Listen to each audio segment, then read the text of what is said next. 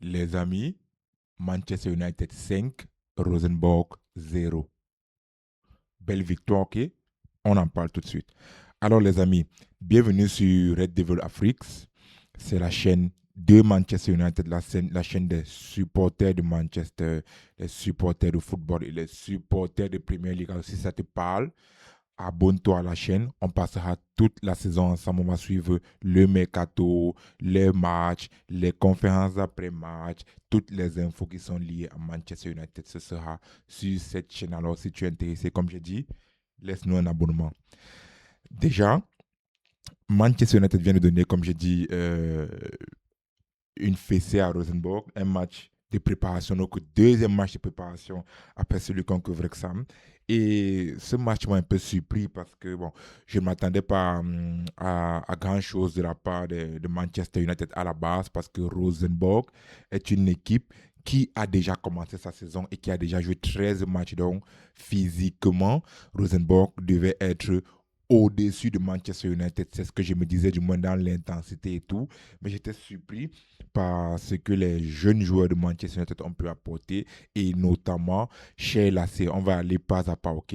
Commençons par le premier buteur qui est Shea Lassé, qui a joué un rôle assez différent de ce que je connais de lui d'habitude. Voilà, Léa a un peu vu lors de son match où il a eu le carton rouge avec Manchester United et surtout lors de certains matchs avec les jeunes, il joue beaucoup à droite. Mais Carrick a décidé de le mettre en 10. Peut-être que ce sera la double de Bruno Fernandes cette saison. Peut-être, on ne sait pas. Mais Carrick a décidé de le mettre en 10 cette saison. Et alors, il a joué très bien sur ce poste-là.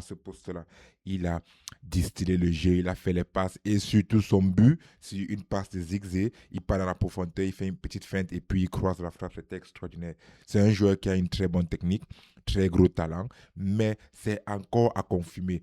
Le talent ne suffit pas, comme j'ai dit. Il faut travailler, travailler, travailler. Donc, j'espère qu'il pourra faire une très bonne saison cette saison s'il reste à Manchester.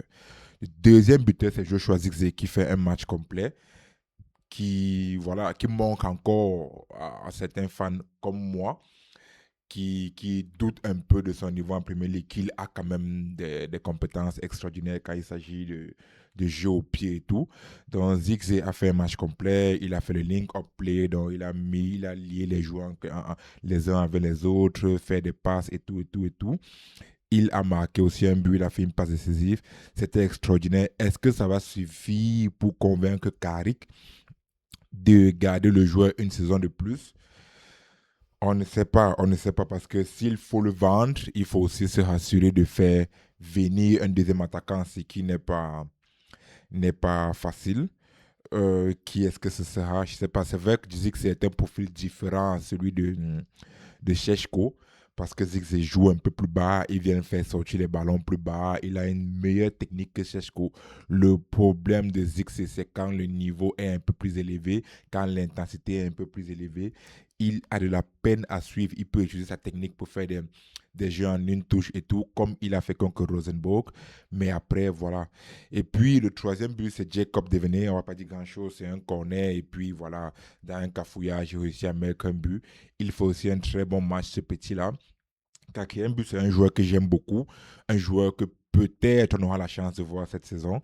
C'est Harry Hamas qui a fait un match complet. Il a aussi fait une passe décisive, si je ne me trompe pas. Il a fait un match complet, une mi-temps complète parce qu'il a joué une seule mi-temps. Il a été extraordinaire. On voit qu'il a beaucoup d'énergie, il a une bonne pointe de vitesse, il a un bon physique pour son âge. Et ça se voit aussi, il a beaucoup travaillé. Il est devenu très costaud, très robuste. Et il marque, il fait une passe décisive et peut-être aussi, je ne sais pas, peut-être c'est le deuxième latéral dont on a besoin. Il manque un peu d'expérience. C'est un joueur aussi qui peut se blesser à n'importe quel moment. Mais ce que j'ai vu là, hier surtout, c'est un joueur qui a envie de montrer à Carrick que Carrick peut compter sur lui. Il a envie de montrer aux dirigeants de Manchester United qu'ils n'ont pas besoin d'aller chercher un deuxième latéral gauche, qu'il est là et qu'on doit lui donner sa chance. C'était extraordinaire, vraiment. Et puis, Ethan Williams qui marque le dernier but, voilà, ce sont des joueurs des jeunes joueurs sur lesquels on ne va pas compter vraiment. Alors, qu'est-ce qu'on a à dire? On va parler de Mbemo. Mbemo qui n'a pas marqué, qui n'a pas été très impactant, je vais le dire. Il manque un peu de rythme, je ne sais pas pourquoi, parce que c'est l'un de nos meilleurs joueurs, mais normalement, là maintenant, il devrait être déjà prêt à impacter les matchs. Mais bon, il n'a pas eu un très grand impact. On va parler de André Santos, qui fait un bon match dans un profil dans lequel je ne l'attendais pas vraiment. C'est des deux milieux, c'est celui qui joue le plus bas, qui sécurise la défense. Certes, on a joué contre deux équipes qui n'ont pas des milieux qui n'ont pas des milieux world class, donc il a su nager, même contre Wrexham, il a su nager sur le milieu, il était extraordinaire.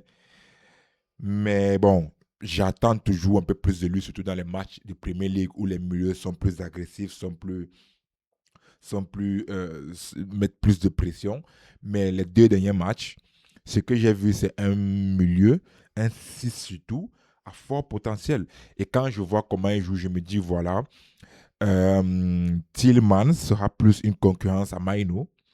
Et puis lui, il jouera en tant que 6, probablement avec le prochain, dans sa concurrence sera le prochain joueur, le prochain milieu que Manchester va signer. On va faire une vidéo là-dessus de toute façon. Et n'hésitez pas à aller regarder notre chaîne pour voir la vidéo qu'on va faire. Et puis, la défense a été bonne. Lenny Yoro a joué latéral droit.